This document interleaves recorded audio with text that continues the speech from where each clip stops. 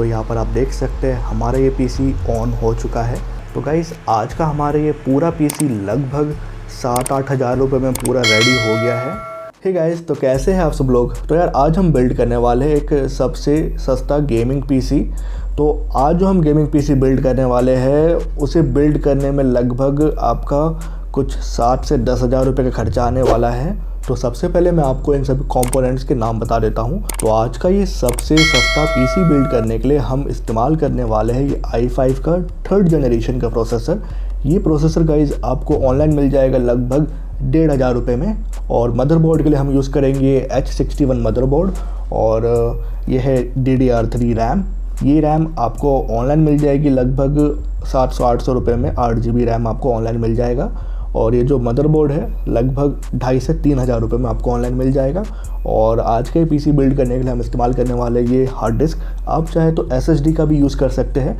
SSD और hard disk दोनों को लगाने का प्रोसीजर लगभग सेम ही होता है। तो ये हार्ड डिस्क भी आपको लगभग 1,000 रुपये में ऑनलाइन मिल जाएगी। और ये है हमारा कैबिनेट जिसे मैंने ऑनलाइन परचेज़ किया है, कुछ 1,500-2 हज़ार रुपये में परचेज़ किया था। और ये है एक 450 वाट का SMP और इसको भी आप ऑनलाइन परचेज़ कर सकते हैं, लगभग 400-500 रुपये में ईज़िली ऑनलाइन मिल जाएगा। और ये है हमारा ग्राफिक्स कार्ड 1650 Ti। गाइज़ ये जो प्राइस है 7,000 रुपये का, इस प्राइस में मैं इस ग्राफिक्स कार्ड के प्राइस को इंक्लूड नहीं कर रहा हूँ, क्योंकि गाइज़ आप इस पीसी को बिल्ड करने के लिए आप कोई सा भी ग्राफिक्स कार्ड का आप इस्तेमाल कर सकते हैं। मैं इसमें 1650 Ti लगा रहा हूँ। आपका जो मन करे ग्राफिक्स कार्ड आप लगा सकते हैं। आप चाहे 710 लगाओ, 730 लगाओ, 1050 लगाओ, आप कोई सा भी ग्राफिक्स कार्ड इसमें लगा सकते हैं। तो गाइस अगर आपका बजट जो है कम है और आप ग्राफिक्स कार्ड नहीं लगाना चाहते तो आप ग्राफिक्स कार्ड को भी स्किप कर सकते हैं। ग्राफिक्स कार्ड को आप स्किप करेंगे तो लगभग 7,000 रुपये में पूरा पीसी आज का ये बिल्ड हो जाएगा। और अगर आप ग्राफिक्स कार्ड भी लगाते हैं तो आप 710 या 730 लगा सकते हैं, जो कि आपको 2,500-3 हज़ार रुपये में ऑनलाइन मिल जाएगा। तो अगर आप बेसिक से ग्राफिक्स कार्ड भी लगाते हैं तो 10 हज़ार रुपये के अंदर पूरा पीसी हमारा बिल्ड हो जाएगा। लेकिन ये जो मैंने 7,000 रुपये जो प्राइस बताया है, इस प्राइस में ये ग्राफिक्स कार्ड का प्राइस इंक्लूड नहीं है, ठीक है। तो चलिए विदाउट एनी डिले हम पीसी बिल्ड करते हैं शुरू। तो ये है i5 का 3rd जनरेशन का प्रोसेसर जिससे मैंने ऑनलाइन परचेज़ किया है मात्र 1,500 हज़ार रुपये में, यानी कि 1500 इंडियन रुपीज़ में। तो इसे अब हमें लगाना होगा इस मदरबोर्ड में। कैसे लगाना है मैं दिखा देता हूँ। तो इस प्रकार से आपको इस सॉकेट को ओपन करना है। ओपन करने के बाद यहाँ पर आप इस प्रोसेसर में देख पाएंगे, यहाँ पे बिल्कुल एज में ही एक मार्क दिया गया है, एक ट्रायंगल का मार्क है। सिर्फ एक एज में ही है, बाकी किसी एज में आपको कोई मार्क नहीं मिलेगा। सिर्फ एक एज में यहाँ पे ट्रायंगल का मार्क दिया हुआ है, ठीक है। इसी प्रकार से एक मार्क जो है ना हमारे इस मदरबोर्ड में भी दिया हुआ है। आप देख सकते हैं यहाँ पर मार्क दिया हुआ है, एक ट्रायंगल का मार्क है छोटा सा, एक जगह ही, एक यहाँ पर ही सिर्फ एक ट्रायंगल का मार्क है। तो आपको क्या करना है, सिंपली ये जो ट्रायंगल के जो मार्क है ना, इनको मैच करके प्रोसेसर को मदरबोर्ड के ऊपर बिठा देना है, ठीक है। ये देख लो भाई, ये देख लो, प्रोसेसर का भी यहाँ पे ट्रायंगल का मार्क है और ये मदरबोर्ड में भी यहाँ पे ट्रायंगल का मार्क है। तो मार्क को, ट्रायंगल के मार्क को हमने मैच करके प्रोसेसर को मदरबोर्ड में बिठा दिया है। अब इस प्रकार से आपको सॉकेट को कर लेना है बंद, ठीक है। ये देखो भाई, हमने मदरबोर्ड में ये i5 का प्रोसेसर हमने लगा लिया है। कितना आसान है, देखा। तो अब हमें इस प्रोसेसर के ऊपर लगाना होगा थर्मल पेस्ट। ये है थर्मल पेस्ट। थर्मल पेस्ट की बस एक सिंगल ड्रॉप आपको इस प्रोसेसर के ऊपर इस प्रकार से लगा देना है, ठीक है। थर्मल पेस्ट गाइस जब भी आपको पीसी बिल्ड करे थर्मल पेस्ट ज़रूर लगाएं। थर्मल पेस्ट से क्या होता है, आपका जो प्रोसेसर है ना ज़्यादा हीट अप नहीं होता है, ठीक है, ज़्यादा गर्म नहीं होगा। अगर ज़्यादा गर्म होगा तो भैया आपका जो पीसी है ना अच्छे से परफॉर्म नहीं करेगा, ठीक है ना। जितना ज़्यादा आपका पीसी गर्म होगा उतना ज़्यादा हैंगिंग इशू आप फेस करेंगे, उतना ज़्यादा लैग करेगा आपका पीसी। तो ये जो प्रोसेसर है ये ज़्यादा हीट अप ना हो, ज़्यादा गर्म ना हो, तो ये थर्मल पेस्ट की इस प्रकार से आपको एक ड्रॉप लगा लेनी है, ठीक है। इस थर्मल पेस्ट से टेम्परेचर मेंटेन रहता है, ज़्यादा गर्म नहीं होता है। और अब आपको क्या करना है, ये जो है CPU कूलिंग फ़ैन, ये मैंने ऑनलाइन परचेज़ किया था, कुछ 150-200 रुपये में मिल गया था। अब आपको इस CPU कूलिंग फ़ैन को लगा देना है इस मदरबोर्ड में। तो मैं आपको दिखा देता हूँ ये CPU कूलिंग फ़ैन आपको मदरबोर्ड में कैसे लगाना है। तो मदरबोर्ड में यहाँ पे आप देख सकते हैं 4 होल दिए गए हैं, 1 2 3 4 चारों तरफ है होल है, ठीक है। तो इस होल में आपको क्या करना है, ये जो CPU कूलिंग फ़ैन है इसके जो स्क्रू है ना, 4 स्क्रू है, 1 2 3 4, इन स्क्रू को इन होल्स में डाल देना है। मैं आपको दिखाता हूँ कैसे। इस प्रकार से आपको लगा देना है।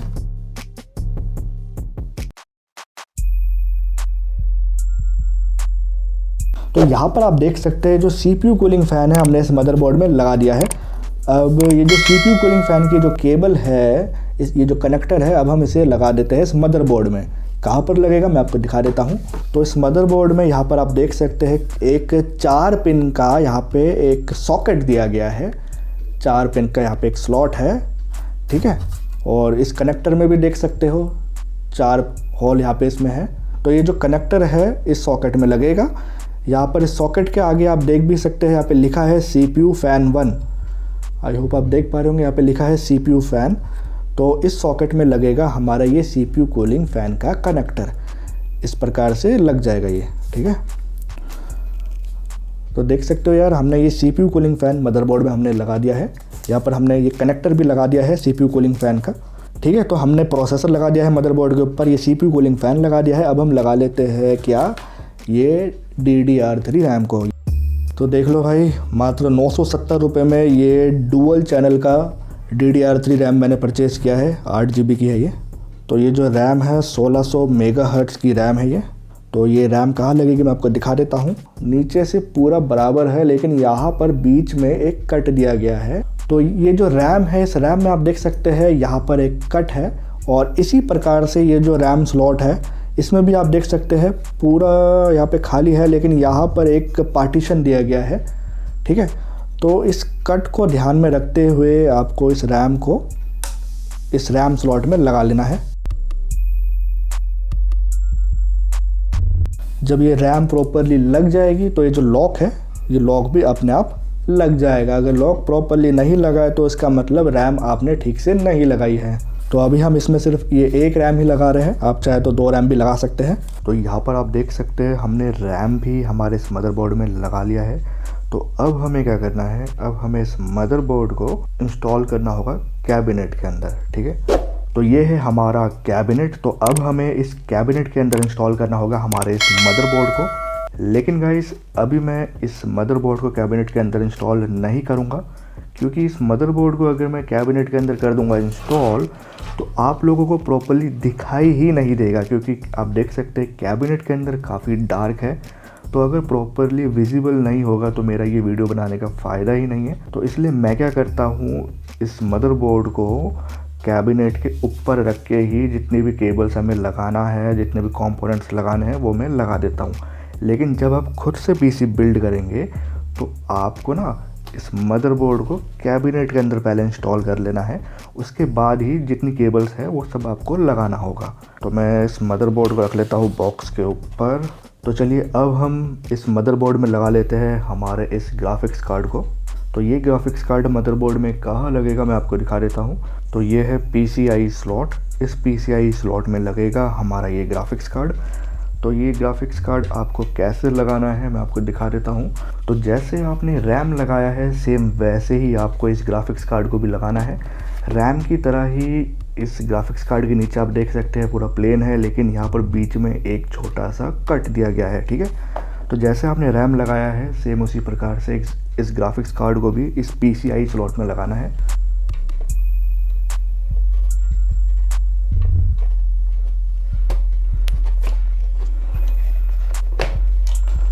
ओके, तो यहाँ पे आप देख सकते हैं हमने इस मदरबोर्ड में ग्राफिक्स कार्ड भी लगा लिया है। तो अब हमें ये सभी केबल्स लगानी है इस मदरबोर्ड में, जो कि इस कैबिनेट के फ्रंट पैनल से निकल रही है। यहाँ पे आप देख सकते हैं ये सभी केबल्स जो है इस कैबिनेट के फ्रंट पैनल से निकल रही है। ये देखिए यहाँ से ये सभी केबल्स आ रही है इस कैबिनेट के फ्रंट पैनल से। अब ये सभी केबल्स हमें इस मदरबोर्ड में लगाना होगा। कैसे लगाना है मैं आपको दिखा देता हूँ। तो सबसे पहले हम लगा लेते हैं इस HD ऑडियो केबल को। इस कनेक्टर के ऊपर ही लिखा है कि कौन सी केबल है, तो आपको कंफ्यूज नहीं होना है। तो हम लगा लेते हैं इस HD ऑडियो केबल को। तो ये कहाँ लगेगा मैं आपको दिखा देता हूँ। तो ऑडियो की ये केबल लगेगी इस 9 पिन सॉकेट में। तो इस 9 पिन के सॉकेट में ही लगेगी हमारी ये ऑडियो केबल, और इस सॉकेट के नीचे लिखा है ऑडियो 1।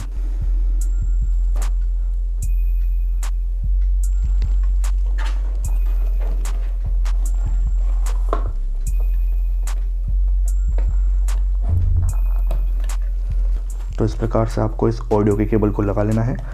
तो अब हम लगा लेते हैं इस USB की केबल को। यहाँ पे आपको कंफ्यूज नहीं होना है, क्योंकि इसके कनेक्टर पर ही आप देख सकते हैं यहाँ पे लिखा है USB। तो जो भी केबल है उस केबल के कनेक्टर पर लिखा रहता है कौन सी केबल है ये, तो आपको कंफ्यूज नहीं होना है। और कनेक्टर के ऊपर भी लिखा होगा और सॉकेट के ऊपर भी लिखा होगा, तो आपको कंफ्यूज नहीं होना है। तो ये है USB कनेक्टर, ये कनेक्टर लगेगा इस वाले सॉकेट में, लगेगा ये USB का कनेक्टर।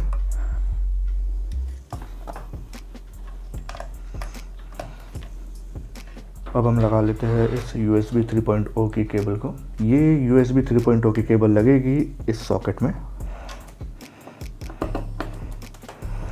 तो अब हम लगा लेते हैं इन सभी केबल्स को। ये सभी केबल्स इस कैबिनेट के फ्रंट पैनल से निकल रही है। तो ये सभी केबल्स कहाँ लगेगी और आपको कैसे लगाना है मैं आपको बता देता हूँ। तो इन सभी केबल्स को लगाने के लिए आपको ज़रूरत पड़ेगी इस यूज़र मैनुअल की। तो ये यूज़र मैनुअल हमें मदरबोर्ड के साथ ही मिलता है।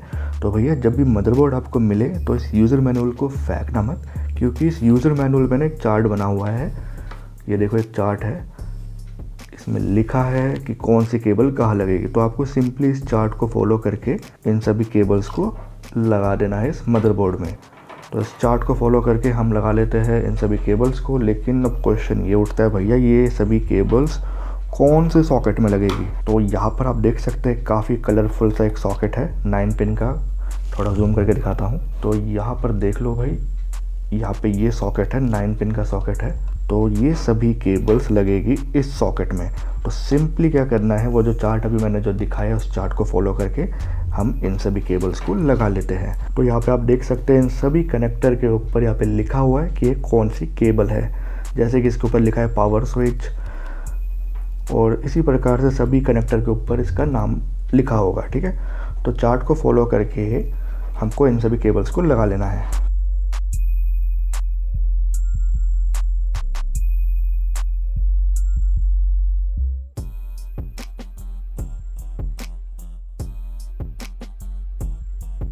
तो यहाँ पर आप देख सकते हैं हमने इस कैबिनेट के फ्रंट पैनल से निकल रही सभी केबल्स को हमने इस मदरबोर्ड में लगा दिया है। तो अब हम इंस्टॉल कर लेते हैं इस HDD को हमारे इस मदरबोर्ड के साथ। कैसे लगाना है मैं आपको दिखा देता हूँ। तो इस HDD को लगाने के लिए आपको ज़रूरत पड़ेगी एक SATA केबल की। तो ये है SATA केबल। तो गाइस अभी जैसे मैं HDD लगा रहा हूँ सेम वैसे ही अगर आपको SSD लगानी है SATA वाली, सेम प्रोसीजर रहेगा। ठीक है, तो आपको क्या करना है, SATA केबल के एक एंड को लगाना होगा इस हार्ड डिस्क में, और अब इस दूसरे एंड को लगाना होगा इस मदरबोर्ड के SATA पोर्ट में। तो यहाँ पे आप देख सकते हैं इस मदरबोर्ड में यहाँ पे 4 SATA पोर्ट दिए गए हैं। इनमें से किसी भी पोर्ट में आप इस SATA केबल के दूसरे एंड को लगा सकते हैं। तो यहाँ पर आप देख सकते हैं हमने HDD को भी हमारे मदरबोर्ड के साथ कर दिया है कनेक्ट। तो अब हमें क्या करना होगा, अब हमें इन सभी कंपोनेंट्स में देना होगा पावर देने के लिए हमें ज़रूरत पड़ेगी इस SMPS की। तो अब हम इस SMPS से दे देते हैं पावर इस मदरबोर्ड और इस हार्ड डिस्क में। तो सबसे पहले हम लगा लेते हैं इस 24 पिन कनेक्टर को। ये कनेक्टर लगेगा इस 24 पिन के सॉकेट में।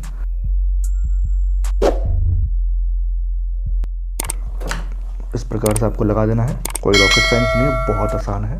तो अब हमें इस कनेक्टर को लगाना होगा इस 12 वोल्ट ATX सॉकेट में। यहाँ पे आप देख सकते हैं यहाँ पे 12 वोल्ट ATX सॉकेट है। मैं आपको थोड़ा सा जूम करके दिखा देता हूँ।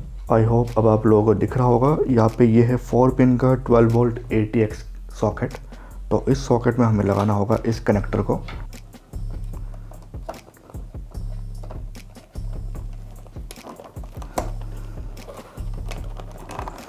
गाइस ये जो 12 वोल्ट ATX कनेक्टर है, अगर आप इस मदरबोर्ड में नहीं लगाओगे तो आपके मदरबोर्ड में पावर ही नहीं आएगा, ठीक है। तो आपको सिंपली मदरबोर्ड में एसएमपीएस से निकल रही 2 केबल को आपको सिर्फ लगाना होगा। एक तो ये 24 पिन का ये कनेक्टर है और दूसरा ये 12 वोल्ट ATX कनेक्टर, ठीक है। सिर्फ ये 2 केबल आपको मदरबोर्ड में लगाना होगा। तो अब हम क्या करते हैं, ये जो हार्ड डिस्क जो हमने मदरबोर्ड के साथ कनेक्ट किया है, अब हम इस हार्ड डिस्क में दे देते हैं पावर। तो इस एसएमपीएस में यहाँ पे आप देख सकते हैं, यहाँ पे एक SATA कनेक्टर है।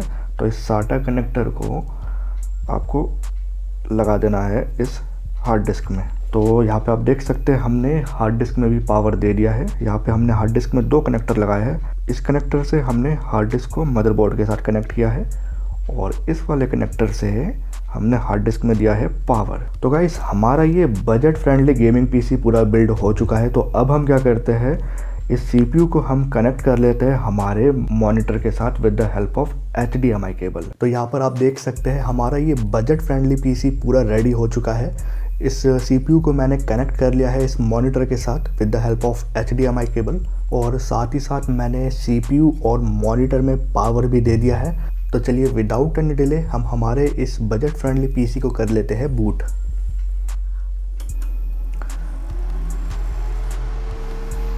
तो यहाँ पर आप देख सकते हैं हमारा ये पीसी ऑन हो चुका है और यहाँ पे प्रॉपर्ली वर्क कर रहा है हमारा पीसी। इस पीसी में मैं already Windows 10 pro operating system को इंस्टॉल कर चुका हूँ।